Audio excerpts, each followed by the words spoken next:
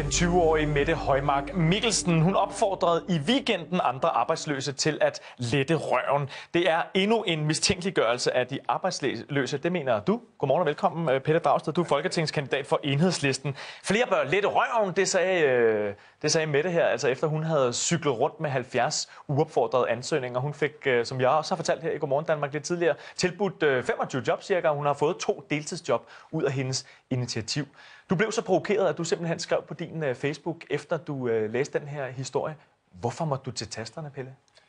Jeg vil gerne starte med at sige, at det var sådan set ikke en kritik af Mette Højmark. Jeg synes, at det er dejligt, at hun har fået et arbejde. Det var mere et kritik af den måde, som historien blev brugt på, både af medier og ikke mindst også af nogle af politikerne, særligt på højrefløjen. Fordi for det første synes jeg, at den blev forvredet. Nu siger du selv, at hun blev tilbudt 25 job. Det er jo ikke det, der fremgår af artiklen. Hun blev tilbudt 25 jobsamtaler, men øjensynligt fik hun ikke et eneste tilbud om et fuldtidsjob, i og med, at hun endte med at tage 2 deltidsjob. Men det største problem, synes jeg, er, at den jo ligesom blev brugt til at give et indtryk af, hvis de ledige bare var mere jobsøgende, så skulle alle nok komme i arbejde. Og sådan er virkeligheden jo ikke, fordi der er jo nu engang flere arbejdsløse i Danmark, end der er ledige job. Og lige meget, hvor meget de cykler rundt til arbejdsgiverne, og lige meget, hvor meget de hopper og danser, så er der ikke arbejdspladser til alle. Og det er det, jeg synes er problematisk, den debat, der kører for tiden, hvor man i højere og højere grad ligesom pålægger de arbejdsløse ansvar for, at vi har arbejdsløshed i Danmark. Så det er den anskuelse af, hvordan vi ser de arbejdsløse, der egentlig fik dig til tasterne. Det er det, du blev provokeret af? Det er det. Jeg synes, der er en meget kedelig og trist udvikling i Danmark, hvor vi i højere og højere grad siger, det er den arbejdsløses ansvar, at vi har arbejde i Danmark. Men situationen er jo, at der er simpelthen flere arbejdsløse i Danmark, end der er ledige job. Det er lidt ligesom, hvis du havde 10 æg, der skal ned i og du har en æggebakke til 6. Altså, så kan du kan tale hårdt til æggene, og du kan skælde dem ud, og du kan putte dem op på en cykel og cykle dem rundt i byen, og du kan male dem i kulørte farver.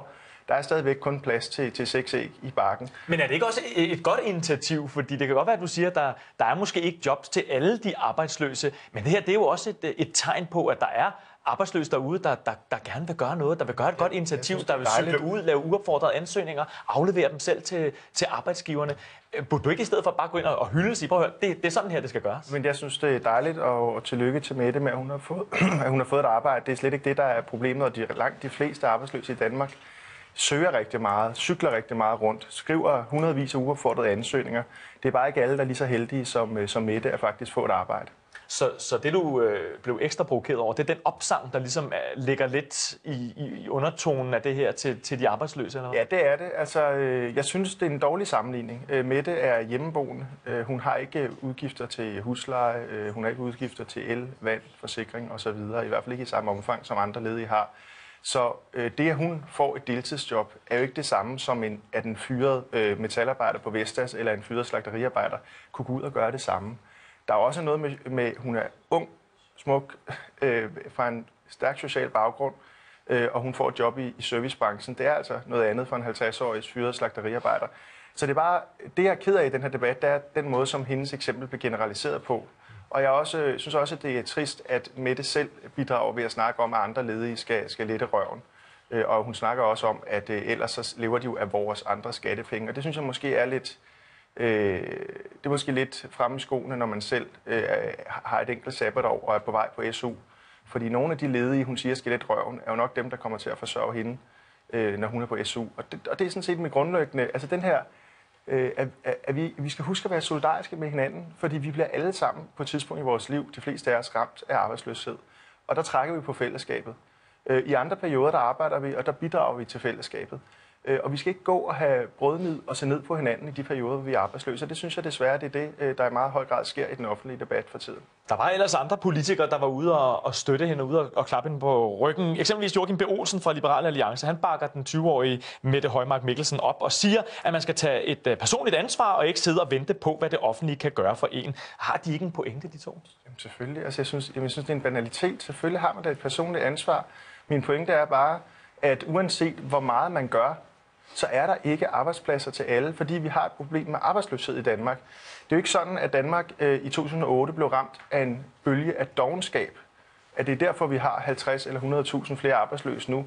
Vi blev ramt af en økonomisk krise, Og det er derfor, vi har arbejdsløshed. Derfor synes jeg, at politikerne skulle koncentrere sig om det, der er det vigtige, nemlig at skabe arbejdspladser i Danmark og gøre plads på arbejdsmarkedet til alle de mennesker, som står og leder efter et arbejde. Hvad er det så for en tone, du gerne vil have omkring de arbejdsløse, som på en eller anden måde bliver fremhævet i forhold til den, som Mette? En anerkendelse af, at arbejdsløshed er i hvert fald også et samfundsproblem, og ikke bare den enkelte lediges ansvar, for de kan ikke selv alene løse det problem. Det, der sker, når nogen er meget aktivt søgende, og det er rigtig dejligt, det er jo en slags stoleleg, for der er jo det antal ledige jobs, som der er. Så det er jo bare et spørgsmål om, hvem der får dem. Og jeg synes, det er trist, når jeg for eksempel kan læse i artikler, at undersøgelser, at mange danskere, der er arbejdsløse, nu ikke længere går til familiejulefrokoster, fordi de er flove over at fortælle, de er arbejdsløse. Det synes jeg er så trist, at vi er kommet derhen i Danmark, at man skal være flov over at være ramt af arbejdsløshed. Fordi vi lever i et samfund og økonomi, hvor nogle gange går det godt, og nogle gange går det mindre godt. Og når det går mindre godt, så har virksomheden ikke brug for os alle sammen. Og så er der nogen, der gør arbejdsløse, og dem skal vi ikke hetze eller mistænkeliggøre. Men det er vel også lidt lige i øjeblikket, at der er meget fokus på de arbejdsløse, der er meget fokus på de ledige. Vi ser tv-programmer, der handler om de arbejdsløse, om de ledige, om de vil tage de jobs, der er. Er det ikke også bare sådan en lidt nuanceret måde at anskue debatten på, som Mette og nogle af de politikere, som har kommenteret det efterfølgende? Sådan starter her? Nej, jeg synes, det er det modsatte. Jeg synes, det er desværre en unuanceret måde, fordi at man generaliserer ud fra nogle eksempler, som man ikke kan generalisere ud fra. Man generaliserer ud fra en ung hjemmeboende, som i et enkelt år har brug for lidt indtægt, og så generaliserer man ud over den store gruppe arbejdsløse, som typisk er industriarbejderen, lagerarbejderen, slagteriarbejderen, også nogle offentlige ansatte, som har mistet arbejde, som sidder i et hus, som har børn, som har udgifter, og som altså ikke bare kan tage et uorganiseret deltidsjob i servicebranchen. Mette Højmark Mikkelsen, hun har takket nej til at deltage her i programmet til morgen. Men nu fik du i hvert fald muligheden for at give dit besøg i den her debat, du skal have.